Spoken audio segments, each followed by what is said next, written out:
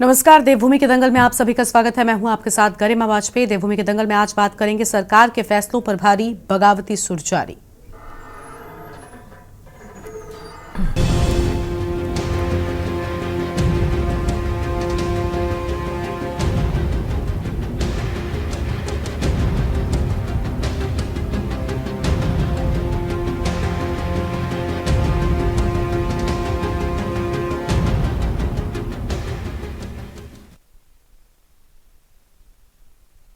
Online registry और UCC में विवाह पंजीकरण की प्रक्रिया के खिलाफ प्रदेश भर में वकील विरोध कर रहे हैं। देहरादून में भी वकीलों ने एक दिन पूरी तरह से कार्य का बहिष्कार किया, जिससे लोगों में काफी दिक्कतों का सामना उन्हें करना पड़ा है। उत्तराखंड के अधिवक्ताओं का कहना है कि यूसीसी और रजिस्ट्री की ऑनलाइन प्रक्रिया से उनके काम को छीना जा रहा है। दरअसल ऑनलाइन रजिस्ट्री प्रक्रिया से खरीदार और विक्रेता घर बैठे ही रजिस्ट्री करा सकते हैं। विवाह, वसीयत समेत कई काम भी पहले अधिवक्ता करवाते थे। इससे उनके साथ काम करने वाले तमाम स्टाफ की रोजी रोटी पर संकट आ रहा है। अधिवक्ताओं के अनुसार अगर रजिस्ट्री और यूसीसी के प्रावधानों में बदलाव न किया गया तो प्रदेश भर में कार्य बहिष्कार किया जाएगा। कहीं न कहीं पेपरलेस रजिस्ट्री और यूसीसी के खिलाफ उतरे अधिवक्ताओं के कारण आम लोगों के कई काम प्रभावित हो रहे हैं। भाजपा जहां इसे अपनी उपलब्धि के रूप में सामने रख रही है, तो वहीं कांग्रेस और विपक्षी दल सरकार पर हमलावर हैं। चर्चा आज इसी पर होगी, लेकिन उससे पहले एक रिपोर्ट देखिए। और ऑनलाइन रजिस्ट्री के खिलाफ अधिवक्ताओं के साथ ही स्टंप वेंडर, टाइपिस्ट, मुंशी मुखर हो गए हैं। एक दिन पहले राजधानी देहरादून के साथ विभिन्न कचहरियों में वकीलों के साथ ही सभी अन्य जुड़े कर्मचारियों ने हड़ताल की। देहरादून कचहरी में सैकड़ों अधिवक्ता और उनसे जुड़े तमाम स्टाफ के लोगों ने कचहरी परिसर में हड़ताल पर रहे और उन्होंने डीएम के माध्यम से मुख्यमंत्री को अपनी मांगों का ज्ञापन सौंपा। अधिवक्ताओं का कहना है कि उत्तराखंड में लागू समान नागरिक संहिता में विवाह के पंजीकरण की ऑनलाइन व्यवस्था और रजिस्ट्री की ऑनलाइन प्रक्रिया की तैयारी से नाराज अधिवक्ताओं ने विरोध किया है। अधिवक्ताओं के अनुसार जमीनों की रजिस्ट्री प्रक्रिया पेपरलेस होने जा रही है, इससे उनके काम पर असर पड़ रहा है। वहीं यूसीसी लागू होने से विवाह और वसीयत पंजीकरण भी साइबर कैफे से ऑनलाइन हो रहे हैं। पहले ये सब कार्य अधिवक्ता करवाते थे, उनसे इनके अधिकार छीने गए हैं। यूसीसी में अधिवक्ताओं के माध्यम से होने वाले कार्य को ब्लॉक स्तर के कर्मचारियों को सौंपा जा रहा है, जिससे उनकी सत्यनिष्ठा पर भी सवाल उठेंगे।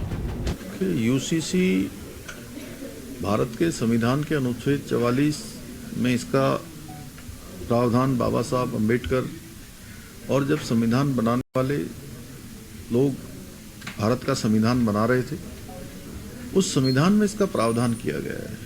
और हमने जो भी किया है वो देवभूमि उत्तराखंड की जनता ने हमको इसके लिए आदरणीय प्रधानमंत्री मोदी जी के नेतृत्व में हमको मैंडेट दिया है, हमको काम करने के लिए कहा है, क्योंकि हमने ये संकल्प देवभूमि उत्तराखंड की जनता के सामने रखा था और हमने सभी काम संविधान के अनुरूप किए हैं। जो लोग देश के अंदर तुष्टीकरण की राजनीति करते रहे हैं, वर्ग विशेष की राजनीति करते रहे हैं, वोट बैंक की राजनीति करते रहे हैं, महिलाओं का उत्पीड़न करते रहे हैं, देश के विभिन्न क्षेत्रों में अशांति फैलाने का काम करते रहे हैं, लोगों को बांटते रहे हैं, महिलाओं का जिन्होंने कभी सम्मान नहीं किया, उन लोगों को यूसीसी आने पर जरूर आपत्ति होगी। लेकिन देश का आज हर नागरिक ये चाहता है कि उत्तराखंड देवभूमि में जो काम हुआ है वो देश के अंदर आगे बढ़े।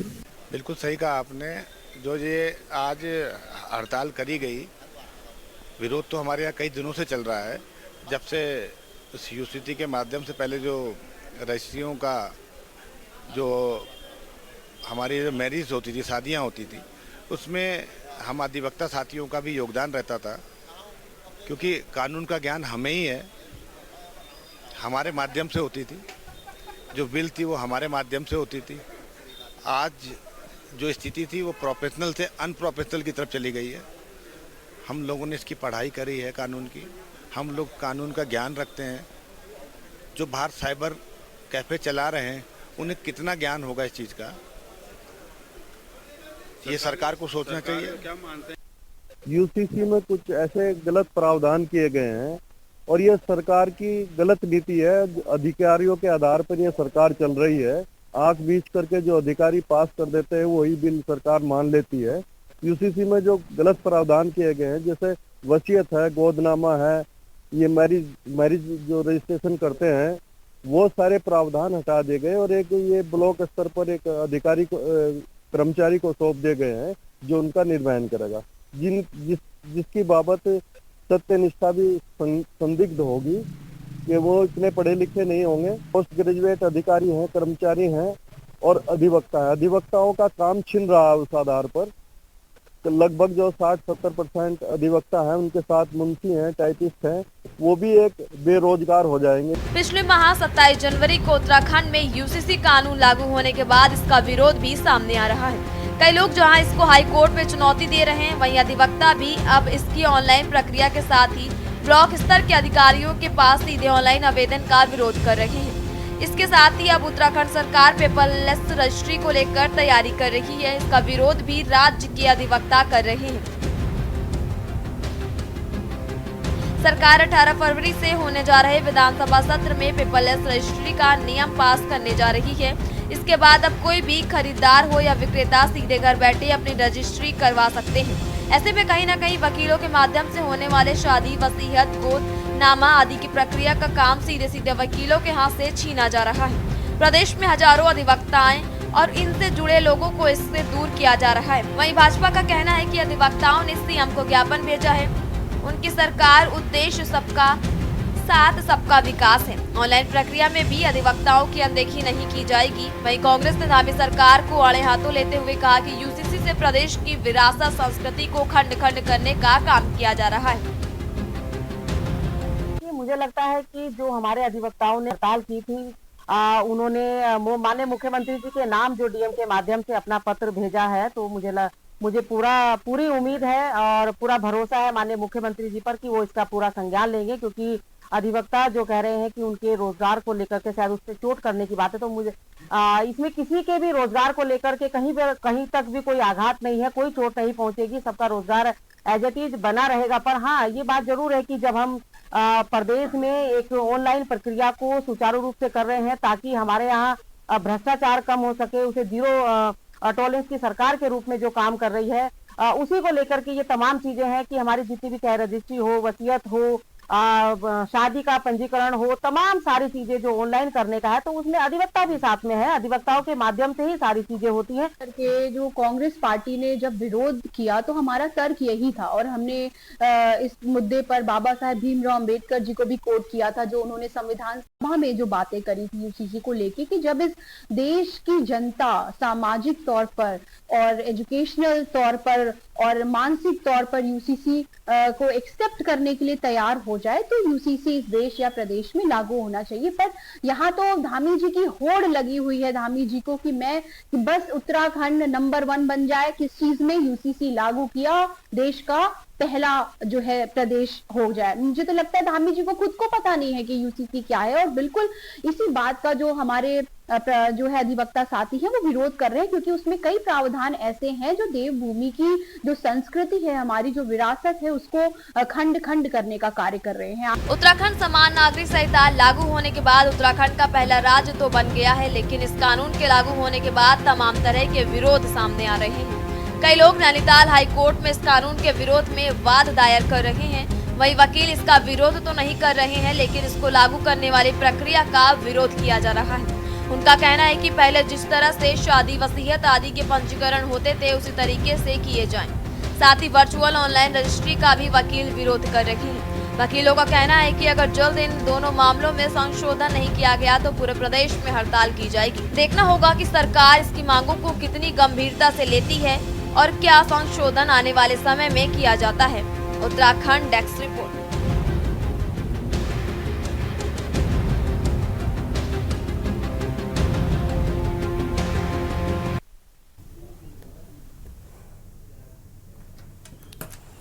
देवभूमि के दंगल में चर्चा करेंगे। मेहमान हमारे साथ में जुड़ रहे हैं। राजेश्वर पैनोली जी हैं, प्रदेश प्रवक्ता भारतीय जनता पार्टी की ओर से।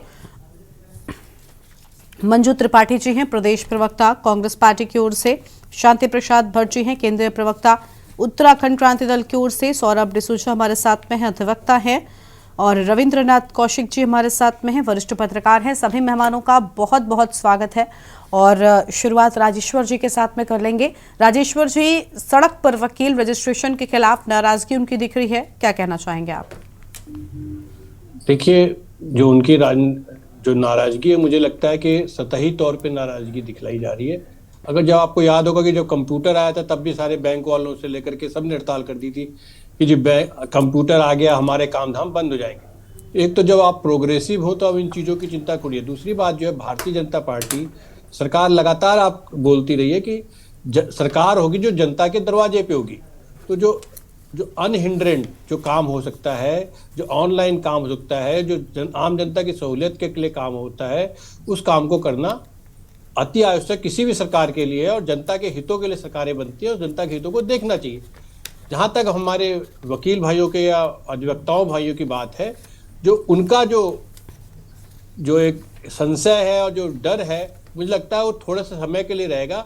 धीरे धीरे उनको खुद भी समझ में आने लगेगा कि जो चीज़ें हैं, चाहे विल की बात, जैसे मैं भी सुन रहा था जालोक जी शायद बोल रहे थे कि विल की बात होगी, हम लोग आप लोग टेक्निकली क्वालिफाइड, तो जो भी आदमी, जो भी सज्जन होंगे जो अच्छी विल लिखाना चाहेंगे वो वकीलों के पास ही जाएंगे। वकीलों से उनका तो इनफैक्ट एक बैठ करके एक अच्छा जो इनपुट वो दे सकते हैं। अभी तो क्या होता है कि आप कोर्ट जाते हैं, कोर्ट में एक कम्बरसम प्रोसेस होता है। देखिए, कोर्ट कम जाने का मतलब है कि आप इन्वायरमेंट के साथ भी फ्रेंडली हो रहे हैं, कि आप कम से कम गाड़ियां चला रहे हैं, कम से कम व्हीकल जो प्रदूषण हो रहा है वो रोक रहा है। दूसरा, आप कागजी कार्रवाई नहीं कम कर रहे हैं, तो आप कागज कम इस्तेमाल कर रहे हैं, तो एक जो आप फॉरेस्ट या पेड़ों को बचा रहे हैं तो उससे भी आप कर सकते हैं। तो आप उन चीज़ों को भी सोचिए कि आप पर्यावरण में भी फायदा दे रहे हैं। आप उन चीज़ों को भी सोचिए कि आप जनता का भी डायरेक्ट फायदा कर रहे हैं। आप उन चीज़ों को भी सोचिए कि जो जितने अधिवक्ता हमारे जिनकी काबिलियत है, उनका अब काबिलियत का वास्तव में यूज भी बहुत अच्छा होगा और उसका हिसाब से उसका जो प्राथमिक या जो उसका बोलिए जो वेजेज या उसका जो उसको बोलिए जो उसके चार्जेज जो है उसको बोलिए प्रोफेशनल फीस मिलेगी, वो भी मुझे लगता है काफ़ी अच्छी मिलेगी, क्योंकि इनपुट अच्छा जाएगा और अच्छे इनपुट के साथ होगा।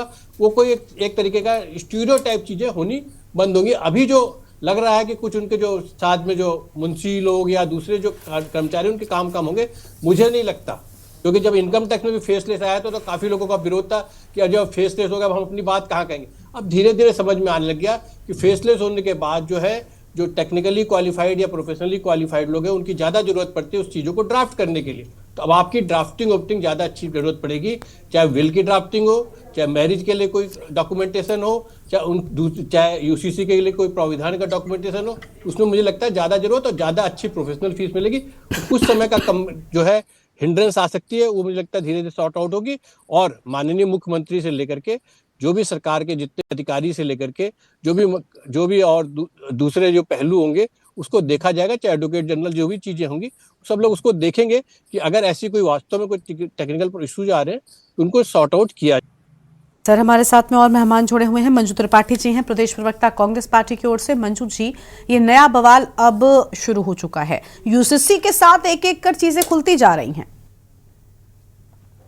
बिल्कुल सही रीना जी, आप देखिए कि इस सरकार की नीयत नीति कहते क्या है करते क्या है उन सबको उजागर करता है यूसीसी।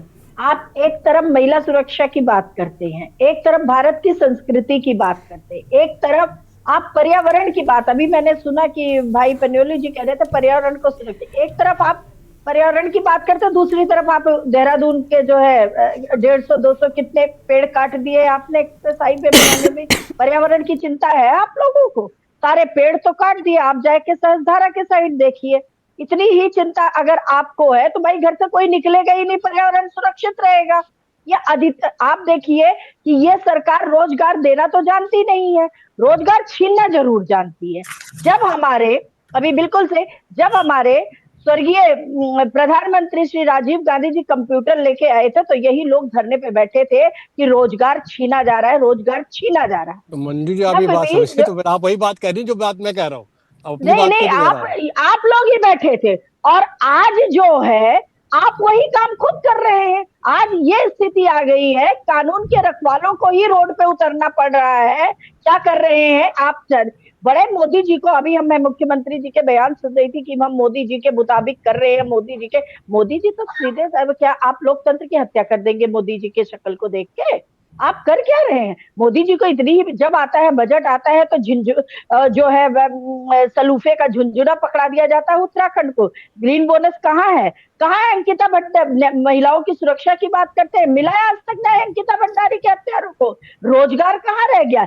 जितनी सरकारी संस्थाएं कांग्रेस ने दी थी, आज उन सबको आप बेच डाल रहे हैं। खाली दो लोगों की, अडानी और अंबानी को आप मजबूत करते जा रहे हैं, और नीरव मोदी को आप मजबूत करते जा रहे हैं, और सबके हाथ में क्या दे रहे हैं? खाली मीटर लगा के। आप देखिए बिजली का, अगर जनता जागरूक है तो वो ये भी समझ रही है कि आप देखिए बिजली का मीटर किस तरह से पहले 2 महीने का बिल एक साथ आता था। इन्होंने कहा जितना बिल 2 महीने में आता था मैडम, उतना 1 महीने में आने लग गया है। इस तरह से चोरी ये सरकार करती है। ये भाजपा के लोग कहते कुछ है और करते कुछ है। आज हमारे अधिवक्तागण विरोध कर रहे हैं, क्या गलत? अधिवक्ताओं के साथ कई लोग, जैसे कि अभी कहा हमारे, अभी मैंने बयान सुना शर्मा जी कि उनके साथ मुंशी हो गए और उसके बाद टाइपिस्ट हो गए, तभी आज रोड पे आ गए। ये कैफे वाले चलाएंगे, बिल्कुल सही कहा उन्होंने। तो मैं अधिवक्ताओं का जो है विरोध जो है लाजमी है, और मैं कहती हूँ कि उनको संज्ञान में लेना चाहिए। लिव इन रिलेशनशिप के लिए यूसीसी खाली लाया गया है, धज्जियां उड़ाई जा रही है उत्तराखंड देवभूमि में। इस तरह का जो है आए दिन ये अपनी मनमानी, पूर्ण बहुमत की सरकार होने का ये मतलब नहीं होता है कि आप जनता के साथ छल और कपट करें। ठीक है, ठीक है मंजू जी, करना चाहिए धामी जी को, और उस हिसाब से डिसीजन लेना चाहिए। और मैं कहती हूँ हम अधिवक्ताओं के साथ हैं।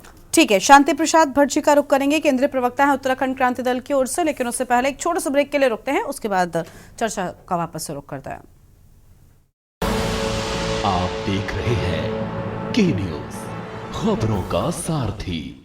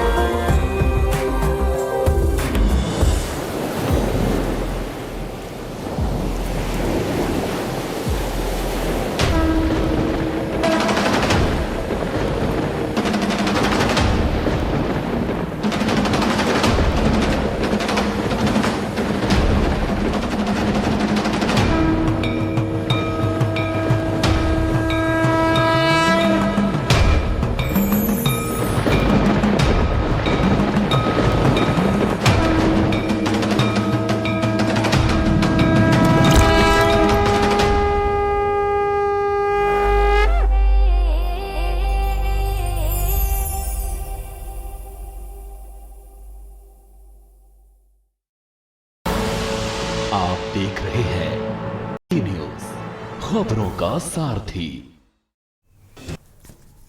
ब्रेक के बाद देवभूमि के दंगल में आप सभी का स्वागत है। खास मेहमान हमारे साथ में लगातार बने हुए शांति प्रसाद भट्ट जी का रुख लेते हैं। शांति प्रसाद जी, यूसीसी लागू तो हो गया, लेकिन उसके बाद एक एक कर सबसे पहले लिव इन का मुद्दा काफी तेजी के साथ में सामने आया, और अब ऑनलाइन रजिस्ट्रेशन को लेकर भी सवाल उठ रहे हैं। सरकार के सामने चुनौती तो बहुत बड़ी है, तमगा जीत लिया, लेकिन अब इस चुनौती से कैसे निपटेगी सरकार? देखिए गरिमा जी, पहले तो उत्तराखंड क्रांति दल का तमाम वकीलों की इस अपील पर हमारा समर्थन है। उनका जो कार्य बहिष्कार है वो उत्तराखंड के अंदर लोकतंत्र को जिंदा करने के लिए बहुत जरूरी था, हमारा समर्थन है। यूसीसी के दुष्परिणाम धीरे धीरे समझ में आने लगे हैं। अभी महान अधिवक्ताओं को समझ आया है, और मैं गांव में चर्चा कर रहा था, अब जो पंडे पुरोहित जो शादियां कराते हैं वो भी कह रहे हैं कि हमारी तो शादियां खत्म हो जाएंगी अगर लिविंग रिलेशन के रजिस्ट्रेशन होने लगे तो। हमारी तो रोजी रोटी, पंडितों को भी खतरा लगने लगा है अब।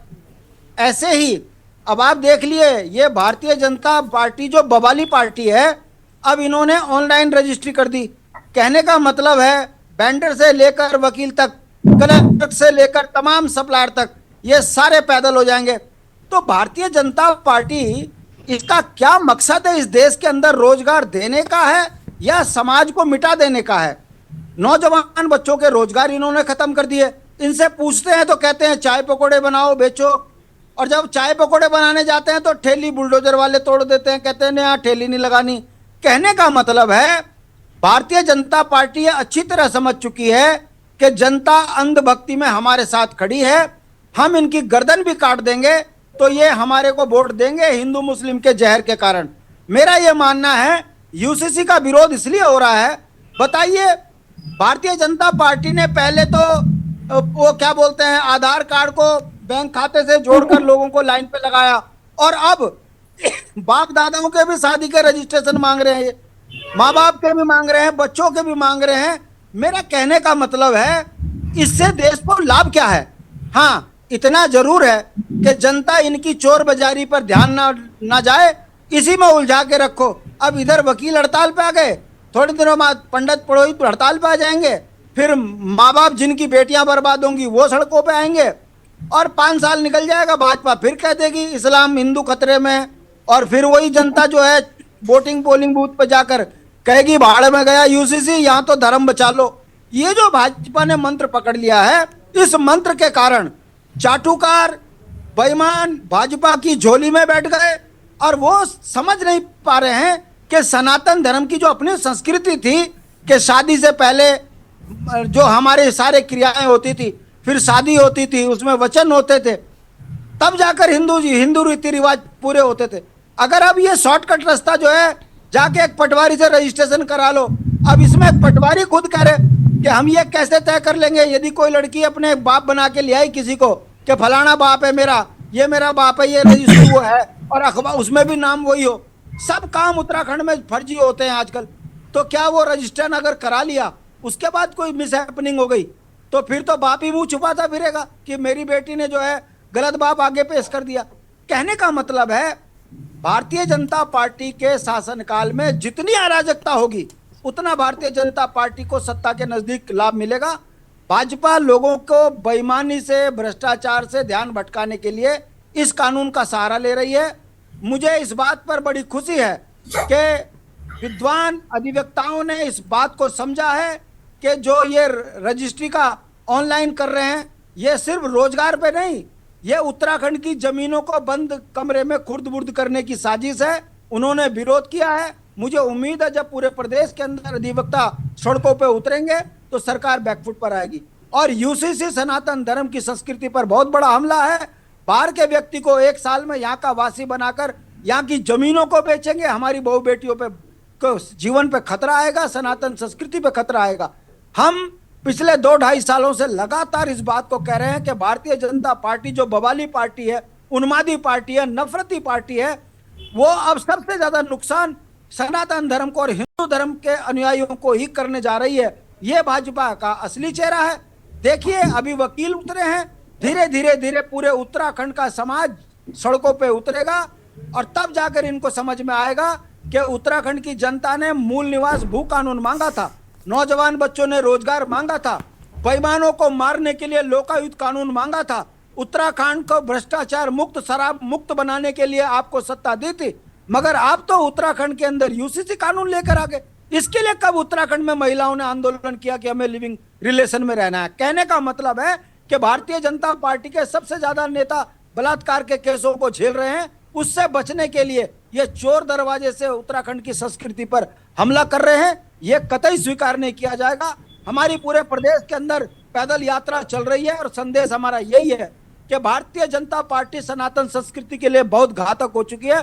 इससे अगर आपको पल्ला छुड़ाना है तो यूसीसी का विरोध कीजिए, और जो ये ऑनलाइन रजिस्ट्री कर वकीलों को भी अब जो है आर्थिक रूप से कमजोर करने जा रही है, भारतीय जनता पार्टी की ये गलत नीति का विरोध कीजिए। जनता समझ रही है और धीरे धीरे पूरे उत्तराखंड के अंदर एक बड़ा आंदोलन खड़ा होगा, तभी जाकर धामी की आंख खुलेगी। वरना धामी गुजरातियों के इशारे में उत्तराखंड की संस्कृति को बर्बाद कर रहे हैं, कतई बर्दाश्त नहीं किया जा सकता है। मैं बधाई दूंगा, उत्तराखंड में वकीलों ने इनिशिएटिव लिया है। धीरे धीरे तमाम सामाजिक संगठन उत्तराखंड क्रांति दल को बात को मानेंगे और उत्तराखंड से यूसीसी और ऑनलाइन को खत्म कराएंगे। ठीक है सर, ठीक है, और चर्चा को आगे बढ़ाएंगे। खास मेहमान हमारे साथ में लगातार बने, लेकिन उससे पहले देवभूमि के दंगल में एक ब्रेक के लिए रुकते हैं, जल्द लौटेंगे। आप देख रहे हैं के न्यूज, खबरों का सारथी। ब्रेक के बाद देवभूमि के दंगल में आप सभी का स्वागत है। खास मेहमान हमारे साथ में लगातार बने हुए हैं। सौरभ डिसूजा जी हैं, अधिवक्ता हैं। रविंद्रनाथ कौशिक जी हैं, वरिष्ठ पत्रकार हैं। सौरभ जी का रुख कर लेते हैं, अधिवक्ता है हमारे साथ में। सौरभ जी, रजिस्ट्रेशन के खिलाफ वकील सड़कों पर उतर आए हैं। वकीलों की ओर से कुछ अहम बातें कही जा रही हैं, क्या कहना चाहेंगे आप इस पूरे मामले को लेकर? लगातार विवाद जो है वो गहराता जा रहा है। हम किसी सरकार के खिलाफ नहीं है, ना ही किसी एक्ट के खिलाफ हैं। हम सरकार जो एक्ट बनाती है, जिसे पास करती है, हम अदालतों में उसका इम्प्लीमेंटेशन करते हैं। परंतु ये एक बहुत दुर्भाग्यपूर्ण बात है कि जो हम देख रहे हैं कि सरकार ने जो ये यूसीसी लागू किया, इसमें अधिवक्ताओं की भागीदारी को बिल्कुल सिरे से दरकिनार किया गया और अधिवक्ताओं को बिल्कुल अलग रखा गया इस पूरी प्रणाली से। अभी तक क्या होता था कि जो मैरिज रजिस्ट्रेशन होता था, हमारे जूनियर्स और जो नए अधिवक्ता आते थे, उनका एक आय का स्रोत रहता था ये कि वो मैरिज रजिस्ट्रेशन कराते थे। और जो सीनियर अधिवक्ता हैं, उनसे भी लोग विल रजिस्ट्रेशन कराते समय विधिक कानूनी सलाह लेते थे और विधिक प्रावधानों के अंतर्गत विल बनवाते थे। अभी जो ऑनलाइन व्यवस्था आई है, ये बहुत ही, इसके जो परिणाम होंगे वो अच्छे परिणाम नहीं होंगे मेरे अनुसार। और अधिवक्ता समाज भी इसके पूरा विरोध कर रहा है, क्योंकि इसके जो अभी धरातल पे देखा जाए तो अधिवक्ताओं को इससे बिल्कुल अलग रखा गया है। जो सरकार ये कहती है कि हम इतनी नौकरियां देंगे, इतना रोजगार देंगे, ये उसके बिल्कुल विपरीत है। जो नया अधिवक्ता आ रहा है, वो तो एकदम अपने आप को भौचक्का महसूस कर रहा है कि ये क्या हो गया हमारे साथ, कि जो हम मैरिज रजिस्ट्रेशन कराया करते थे, जिससे हमारी आजीविका चल रही थी, वो एकदम रुक सी गई है। अब क्या हो रहा है, एक नया व्यक्ति आ रहा है और अपने वहां जा रहा है सेंटर में, कंप्यूटर सेंटर में, और वहां रजिस्ट्रेशन करा रहा है। उसमें उसको ये नहीं पता है कि विधिक प्रावधान क्या है, ये नहीं पता है कि इसमें कानूनी जरूरतें क्या है। इससे क्या होगा, इससे लिटिगेशन बढ़ेंगी, आने वाले समय में मुकदमे और बढ़ेंगे, इससे आम जनता को परेशानियां होंगी। और मेरा एक और विषय मैं रखना चाहता हूं सभी पैनलिस्ट के सामने और जनता को भी रूबरू कराना चाहता हूं कि ये जो देवभूमि है, इसमें लिव इन रिलेशनशिप कोई शोभा नहीं देता। ये देवभूमि में सरकार को ने जो यूसीसी के अंतर्गत लिव इन रिलेशनशिप लेके आई है और उसको मैंडेटरी कर दिया है रजिस्ट्रेशन कराने के लिए, ये कहीं की शोभा नहीं देता है, हमारी संस्कृति के खिलाफ है, सनातन धर्म के खिलाफ है। मैं इसका पुरजोर विरोध करता हूं और मेरा माननीय मुख्यमंत्री जी से यही निवेदन रहेगा। अभी हमने कल सांकेतिक हड़ताल की है, जिसमें अधिवक्ताओं में बहुत रोष है। हम सरकार को अपना मैसेज देना चाहते हैं कि अधिवक्ताओं को ऐसे बेरोजगार ना किया जाए, अधिवक्ताओं की भागीदारी इसमें रखी जाए, सुनिश्चित की जाए।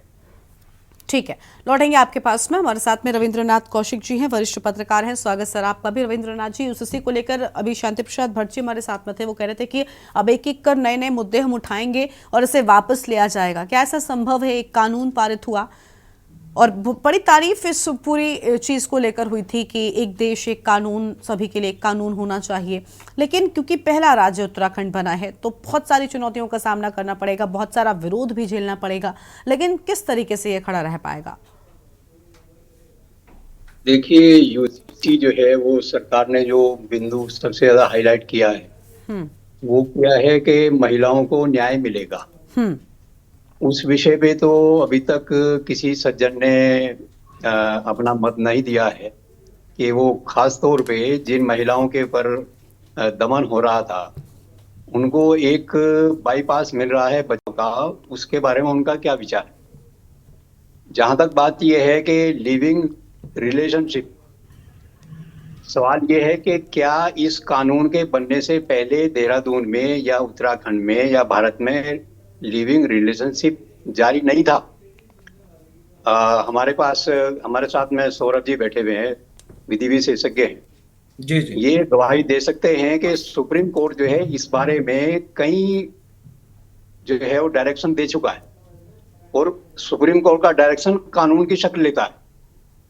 लिविंग रिलेशनशिप में किसके क्या अधिकार होंगे, उनके ऊपर कौन सा कानून लागू होगा, कौन सा नहीं होगा, ये सुप्रीम कोर्ट जो है कम से कम 5 साल से लगातार कम से कम 6 फैसले तो मुझे याद हैं, मैंने रिपोर्ट किया उनको। जी, मेरे सामने खुले हैं माननीय सर्वोच्च न्यायालय के फैसले। जी जी जी जी। तो ऐसा नहीं है कि लिविंग रिलेशनशिप जो है वो पहले नहीं था, अब ये है कि उसको रेगुलेट करने की सरकार कोशिश कर रही है। उसमें क्या दिक्कत है मेरी समझ में नहीं आ रही है। ये कोई प्रोत्साहन तत्व तो है नहीं कि भाई आपके रजिस्ट्रेशन से इसे बढ़ावा मिल जाएगा, बल्कि जब जो काम अंधेरे में हो रहा था, जिसका किसी को पता नहीं था, तो आपको पता तभी लगता था जब उसके 30 टुकड़े हो जाते थे, 50 टुकड़े हो जाते थे कि भाई ये दोनों आपकी जो है साथ रह रहे थे। अब जो है वो अनिवार्य कर दिया गया है, तो कम से कम जो है दोनों पार्टियों को पता होगा कि भैया ये कुल्हड़ में आपका जो गुड़ नहीं फोड़ा जा रहा है, ये सरकार को भी पता है, प्रशासन को पता है, कुछ भी मिस हैपनिंग होगी तो उसमें आपके तत्काल जो है जो दोषी होगा वो पकड़ा जाएगा, बच नहीं पाएगा। जहां तक रजिस्ट्रेशन की बात की है शादी की, मेरी बेटी की शादी हुई है 26 नवंबर 2024 और मेरे दामाद ने घर बैठे जो है उसका रजिस्ट्रेशन फरवरी में करा लिया। इसमें क्या दिक्कत हो गई भाई? उसमें पंडित भी आया है और अगर कहीं जो है कोई पेचीदगी होती तो आगे वकील को भी साथ में लेते हैं हम। अब सवाल ये है कि सरकार कानून जो है किसी डॉक्टर की, किसी वकील की, किसी इंजीनियर की रोजगार के नहीं करती। सर इस प्रक्रिया में आपने अधिवक्ता को तो शामिल नहीं किया ना, अधिवक्ता तो अछूता रह गया। बिल्कुल रह गया है, लेकिन उसकी जरूरत होनी चाहिए क्या? बिल्कुल भागीदारी होनी चाहिए, 100% होनी चाहिए। नहीं क्यों होनी चाहिए सर? इतने वर्षों से हम जनता की सेवा कर रहे हैं और हर विधिक राय दे रहे हैं। अधिवक्ता समाज भी तो एक अभिन्न अंग है समाज का, या नहीं है? महाराज आपके लिए फिर जो है जो कानून की है, जो असली मुकदमे हैं वो आपको लड़ने जिस सिर्फ भाजपा की भाषा बोल रहे हैं, जनहित की तो बात ही नहीं कर रहे हैं। मैं जनहित की बात, अरे आप इतने बुजुर्ग हैं, आप इतने बुजुर्ग हैं, आप लिव इन रिलेशनशिप को सपोर्ट कर रहे हैं, ये कहाँ क्या न्याय है? कई हजार अधिवक्ता बिल्कुल। आप जो आपने अभी कहा जो काम अंधेरे में हो रहे थे, अरे अंधेरे में हो रहे थे तो लोग उसका विरोध कर रहे थे, उसमें फिर उसके ऊपर दबाव पड़ रहा था, इक्का दुक्का काम हो रहे हैं। आज आपने खुला छूट दे दी है, ये कहाँ का न्याय है महिलाओं के साथ? मैं क्या कह रहा हूँ, बिल्कुल सही कह रहे हो। आपने कहा कि जो काम अंधेरे में हो रहा था, अरे अंधेरे में हो रहा था, लोग विरोध कर रहे थे, उस पर इक्का दुक्का होता था तो उस पर जाके लोगों को डर था, कानून का डर था। आज तो खुलेआम की छूट हो जाएगी इस तरह से करके। हमारी संस्कृति किस ओर जा रही है? हमारी महिलाओं की अस्मिता किस ओर जा रही है? नहीं, जो चीज चोरी आपके चोरी छिपे हुए नहीं, इस तरह से तो आप महिलाओं का इस तरह से आप महिलाओं। ठीक है मंजू जी, ठीक है, आप जवाब ले लेते हैं, राजेश जी से जवाब ले लेते हैं। देखिए आपस में ऐसे चर्चा करेंगे तो वक्त जाएगा।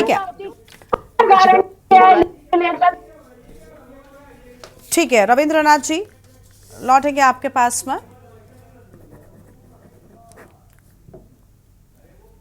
तो ऑनलाइन प्रक्रिया और वकीलों की हड़ताल, दुनिया में क्या गारंटी होती है? जिस तरह से कह रहे हैं, चांसेस क्या होते हैं, सेफ गार्ड क्या होता है, गारंटी क्या चीज होती है? आप लोग ऐसे बातें करते हैं। आप ये बताइए, नहीं आप कह रहे हैं कि इस तरह से जो है। ठीक है मंजू जी शांत हो जाइए, मंजू जी शांत हो जाइए प्लीज। रविंद्रनाथ कौशिक जी प्लीज आपके पास में भी लौटेंगे। अब इन सारे सवाल, मंजू जी प्लीज शांत हो जाइए मैडम, आपस में फिर ऐसे आपस में ही चर्चा करेंगे तो बाकी मेहमान क्या करेंगे?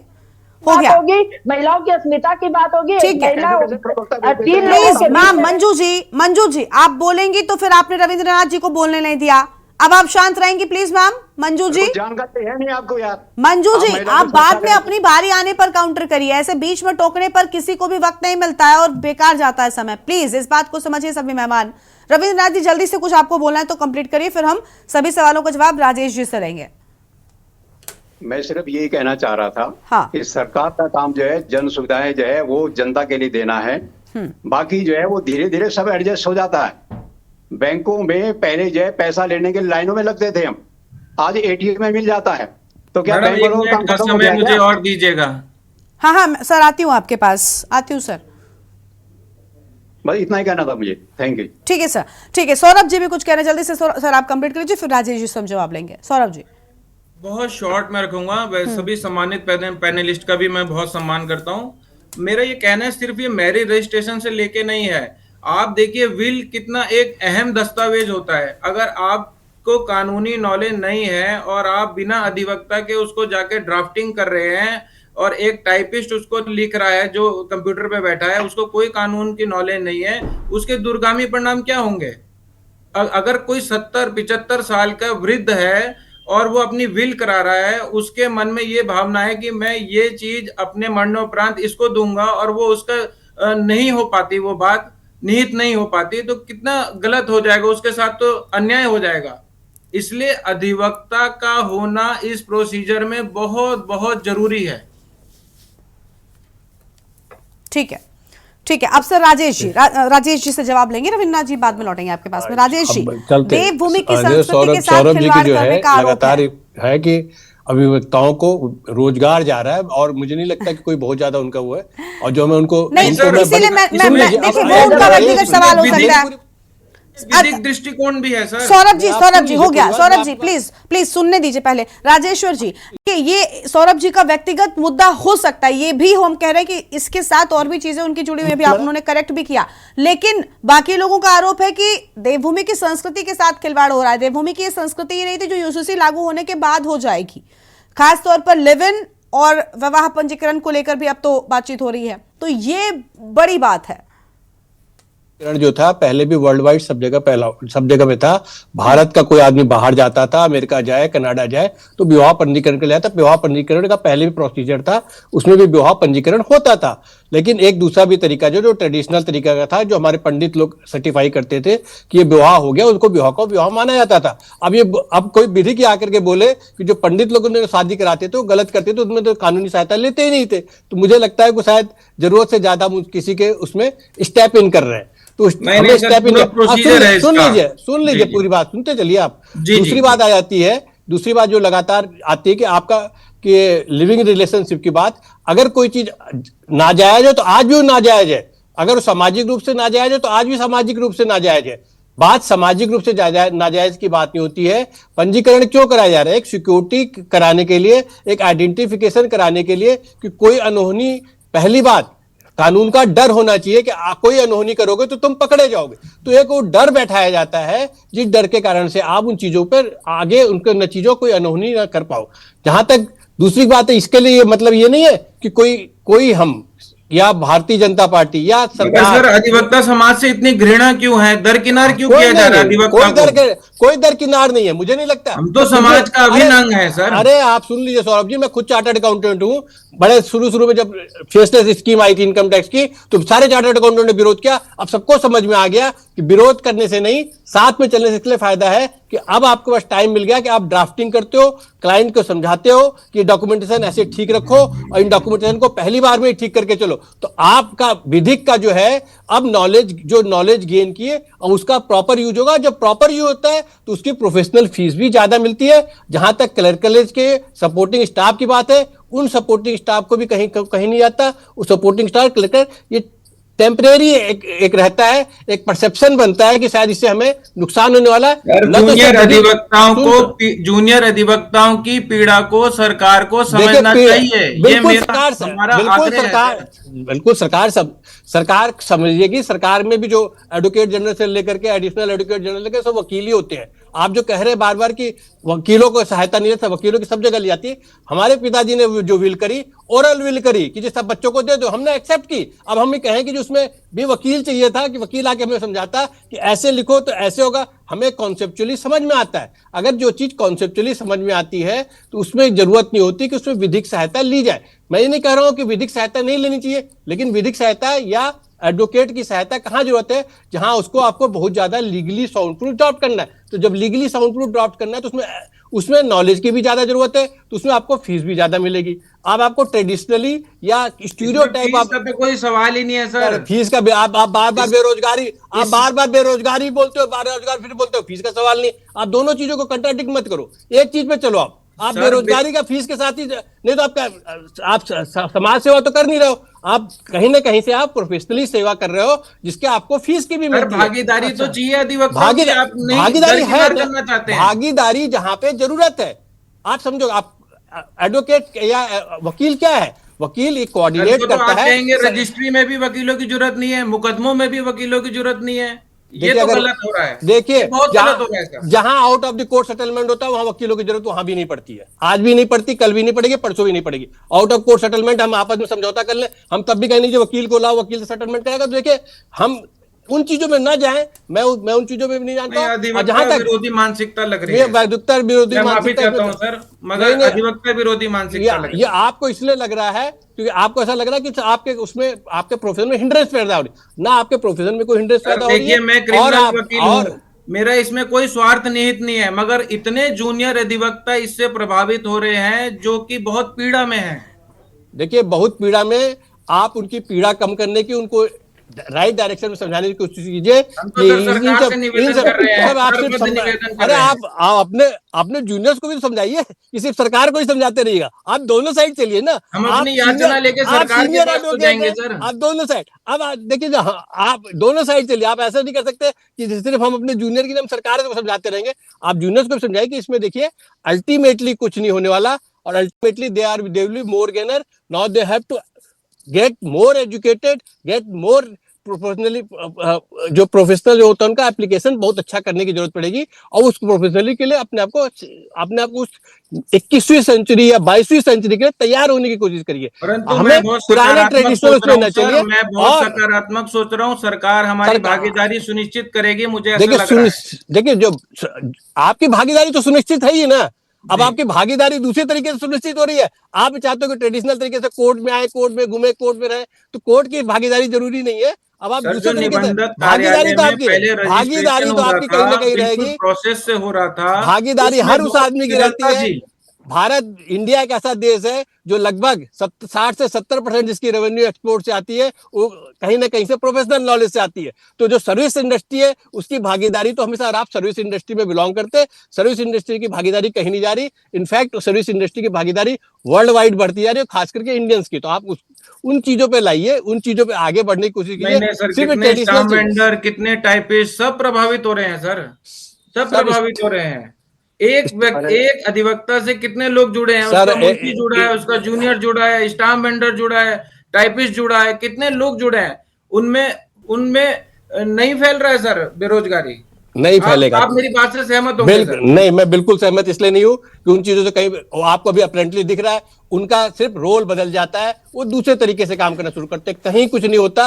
अल्टीमेटली सब कैसे बदलेगा सर? हर एक आदमी कंप्यूटर थोड़ी खोल के बैठ जाएगा वहां पे टाइपिंग करने, क्योंकि एक व्यक्ति यदि सीआरसी सेंटर में गया, उसने ऑनलाइन एंट्री करवाई, उसका तो काम हो गया, और उससे 6 जने प्रभावित हो गए, उन 6 जनों का रोजगार छिन गया। इस बात को आपको मानना पड़ेगा सर, बिल्कुल मानना पड़ेगा। चलिए, आप अपनी बात कहते रहेगा, चलो क्या दूसरी दिक्कत क्या है। और जो सरकारें हैं, जैसा भी जो हमारे सम्मानित पत्रकार जी ने भी बोला कि सरकार का काम है सुविधा जनता को देना, सरकार का काम है जनता को चीजें इजीली उसमें फ्रेमवर्क में लाना। तो सरकार उस काम को कर रही है। उस काम में अगर कुछ लोगों को, कुछ जो इंटरमीडिएटरीज है, उनके रोजगार में या दूसरे कारणों से उनको दिक्कत आ रही है, तो उनका भी सरकार कहीं ना कहीं उनको भी देखेगी कि उनको कैसे एडजस्ट किया जा सकता है, उनके इंटरमीडिएटरीज को। और कहीं तो हम कहते हैं कि जो अधिवक्ताओं या दूसरे जो इस सेगमेंट से जो भी लोग, चाहे वेंडर, चाहे स्टैम्प वेंडर हो, उनके भी जो रोजगार पे आते हैं, उसको कहीं ना कहीं उसको भी लुक आफ्टर किया जाए, उसको देखा जाए, उसको कहीं ना कहीं एडजस्ट किया जाए। रविंद्रनाथ जी, आपने सुना राजेश्वर जी को, क्या सहमत हैं आप? जी मैडम, कुछ बाकी कोई क्वेश्चन बाकी रह गया हो तो बता दीजिए। कई बार डिस्टर्ब करने के बाद क्वेश्चन का लय खत्म हो जाता है। राजेश्वर जी, नहीं, मेरा रविंद्रनाथ जी से सवाल है। आपने अभी जो जवाब दिया, मैंने सवाल किया था ना कि संस्कृति के साथ खिलवाड़ कोई बर्दाश्त नहीं करेगा, विपक्षी संस्कृति। देखिए, अब आ जाइए संस्कृति के साथ, जो संस्कृति के साथ इससे रजिस्ट्रेशन से कोई खिलवाड़ हो रहा है, उल्टा ये हिंड्रेंस है कि आप अभी तक जो हमारे पत्रकार महोदय बोला, आप जो चोरे छिपे काम कर रहे थे, अब आप वो करने से डरने लग जाओगे कि आपको रजिस्ट्रेशन, क्योंकि आप रह रहे हो तो रजिस्ट्रेशन कराओगे तो सारी बातें खुल के आएंगी। जो समाज विरोधी काम होगा, समाज उसको खुद ही, ठीक है। रविंद्रनाथ जी, समाज विरोधी है या समाज में चीजों को, सच को सामने लाने के लिए काम किया जा रहा है? दो बातें हैं। विपक्ष कह रहा है समाज विरोधी है, संस्कृति के खिलाफ है। जो कह रहा है वो अपने, क्योंकि विपक्ष का काम कुछ। रविंद्रनाथ जी, आवाज मिल रही है आपको? रविंद्रनाथ जी से मेरा सवाल है। राजेश्वर जी हो गया, प्रेजेंट ही नहीं कर पा रहा। ठीक है, मंजू जी आते हैं आपके पास, बस इसके बाद आपके पास ही आते हैं। राजेश्वर जी अब शांत प्लीज। रविंद्रनाथ जी, आपको आवाज मिल रही है क्या? हाँ, मेरे को आवाज मिल रही है। रविंद्रनाथ जी से मेरा सवाल है। हाँ, रविंद्रनाथ मैं जी। बात सौरभ जी की कर रहा था। हाँ बोलिए। अभी सौरभ जी कह रहे थे कि भाई यूसीसी लागू होने से लिटिगेशंस बढ़ेंगी। जी, तो अवश्य सवाल ये है बढ़ेंगी। कि जो लिटिगेशंस बढ़ेंगी वो क्या आदमी खुद ही जो है आपका मुकदमा लड़ लेगा, वो आपको वकीलों को आपके पास तो आएगा वो? सर, उसमें नहीं आएगा। तार्किक बात यह है, जो हेरिटेंस जो बताई है सरकार ने, जो यूसीसी में लागू किया है, उसमें पहले जो पुत्र के पुत्र के पुत्र पे चलता था हमारी प्रॉपर्टी का जो राइट्स चलते थे, वो सरकार ने अब बदल दिए हैं। तो उससे लिटिगेशन तो बदलनी है, मतलब बढ़ेगी बढ़ेगी। नहीं तो आपके पास ही इसलिए आएगा ना मैंने वो। ये तर्क रखा था। ठीक है भाई वो जल्दी आपके से पास मंजू आएगा, जी से मुकदमे कहती है। मंजू सर, जी हम से सरकार जवाब के लेते विरोधी हैं। नहीं हैं। Manju ji, sir please. सौरभ जी वक्त कम है, सभी मेहमानों की बात सुनी, प्लीज माफ कीजिएगा। मंजू जी आप कुछ कह रही थी, जल्दी से बोलिए। देखिए यही बात सामने आई कि ये भाजपा वाले कहते कुछ है और करते कुछ है। सिर्फ जो है, अगर मैंने कहा कि महिला सुरक्षा, आज तक अंकिता भंडारी के हत्यारों को न्याय मिला, बार बार महिला सुरक्षा की बात कर रहे हैं। देवभूमि में यूसीसी लिव इन रिलेशनशिप देवभूमि को कलंकित कर रही है। सबसे जो काला अध्याय है वो ये है। और दूसरी बात, ये भगवान राम, ये जो है कहते कुछ भगवान राम का नाम लेके अयोध्या में राम मंदिर बना। और अभी आपने सबसे शर्मनाक घटना देखी होगी जो हर पत्रकार दिखा रहे हैं कि जो आचार्य जो रामचंद्र जन्मभूमि के मुख्य पुजारी सत्येंद्र दास जी का, जिसका अभी स्वर्गवास हुआ है, उनको किस तरह से अंतिम विदाई दी गई है, वो पूरे विश्व में शर्मसार कर दिया है। क्या उनको सम्मान नहीं मिलना था? किस तरह से उनको, आप अगर आपके पास वीडियो हो तो आप दिखाइए जनता को, उनको मुंह के सामने दिखाइए कि किस ठीक है। तरह से उनको विदाई अब किया। सरकार की ओर से क्या स्टैंड सामने आता है देखना बहुत अहम होगा। शुक्रिया मंजू जी आपका, हमारे साथ वक्त की कमी, अपनी चर्चा को हमें रोकना पड़ रहा है। बाकी सभी मेहमानों का भी बहुत बहुत शुक्रिया हमारे साथ चर्चा में आने के लिए, देवभूमि के दंगल में अपनी बात रखने के लिए। देवभूमि के दंगल में आज इतना ही। तमाम बड़ी खबरों के लिए आप देखते रहिए के न्यूज़ इंडिया।